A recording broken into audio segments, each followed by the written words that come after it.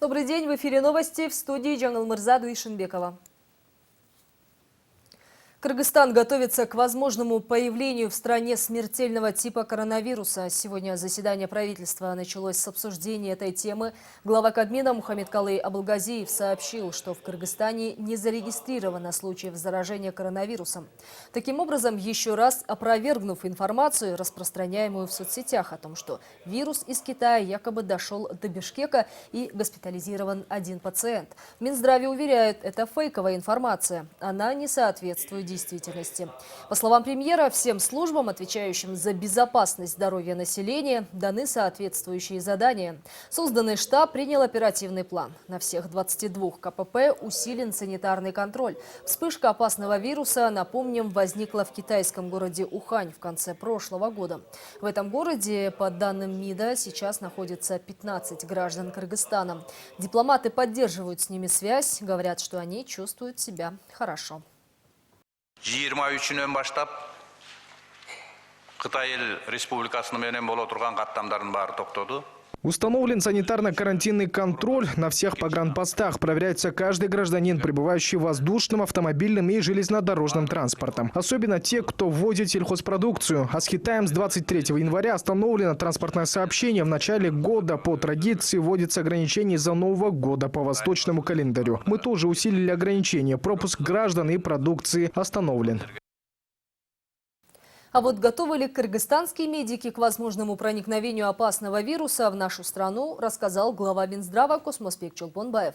Он отметил, что эпидемиологическая служба страны сейчас работает в усиленном режиме. На границе непосредственно находится 170 специалистов. В полной готовности, по его словам, сейчас национальные лаборатории по вирусологии. Их у нас в стране всего 2, которые прошли аккредитацию международной лаборатории. Также министр отчитался и по лекарственным средствам и препаратам. Их, заверил Чолпонбаев, достаточно.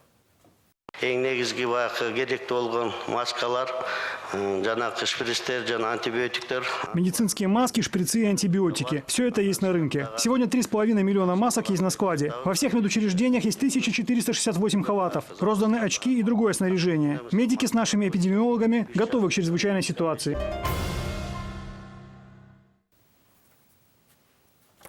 В отношении милиционера, который устроил стрельбу возле ночного бара в Бишкеке, идет досудебное производство. Дело возбудили, правда, не по статье покушения на убийство, а хулиганство. Об этом сообщает ГКНБ. Случай, как отмечается, произошел еще 22 декабря прошлого года. Инцидент был зафиксирован камерой наружного наблюдения. Ночью возле лайв-бара несколько молодых мужчин о чем-то спорили. Потом один из них внезапно достал пистолет и выстрелил в стоящего рядом человека. Вскоре выяснилось, что стрелявший является сотрудником службы криминальной милиции УВД Октябрьского района столицы. Его задержали, но потом отпустили. Судом в отношении него избрана мера пресечения в виде домашнего ареста. Почти полтонны каннабиса обнаружили и изъяли милиционеры в частном доме в Бишкеке по улице Алтымышева. Одно из помещений этого дома было оборудовано под лабораторию. В ней выращивали и культивировали коноплю и галлюциногенные грибы. Все наркотические растения и вещества были упакованы и опечатаны на месте. Когда все взвесили, их общий вес составил 438 килограммов. Ведется досудебное производство.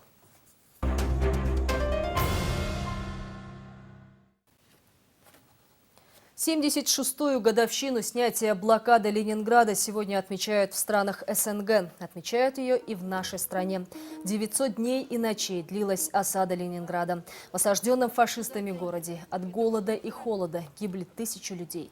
Солдаты Красной армии бесстрашно сражались с немецко-фашистскими войсками, отстаивали и защищали город и его жителей. 18 января 43-го блокада была прорвана.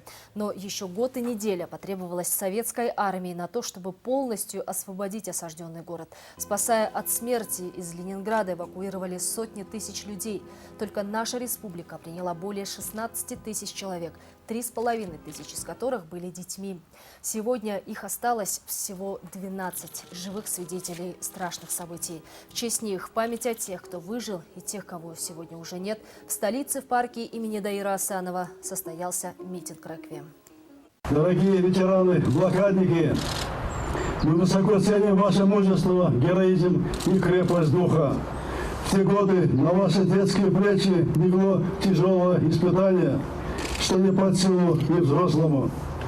Вы тяготы судьбы вынесли достойно. Мы благодарны вам за то, что продолжаете воспитывать высокие духовные и моральные качества у подрастающего поколения. Желаю вам крепкого здоровья, счастья и благополучия. Позвольте вас всех поздравить с нашим блокадным праздником. И дай Бог вам здоровья, и здоровья, чтобы вы продолжали работать. Мы сейчас продолжаем нашу деятельность, и поэтому, конечно, мелеют ряды блокадников, и хочется, чтобы они были в строю и работали. И как раз это очень нужно для нынешнего поколения. Мэрия Бишкека хочет закупить больше машин для очистки тротуаров. Недавно муниципалитет закупил 4 единицы универсальных комбинированных машин, сокращенно УКМ. В муниципалитете их ласково называют «укмушки». И теперь власти города хотят заказать их побольше. Говорят, эти машины хорошо подходят для нашей столицы. Они имеют небольшие габариты, могут работать как зимой, очищать снег и делать присыпку реагентов, так и летом, очищать от листвы и дорожного мусора. укмушки, кажется, понравились и горожанам. В соцсетях люди пишут одобрительные отзывы, что столичные власти наконец начали заботиться и о пешеходах. И пока на этом все. Всего доброго и до встречи в эфире. Спонсор прогноза погоды – строительная компания «Элит Хаус». Спонсор прогноза погоды – фармацевтическая компания «Санта».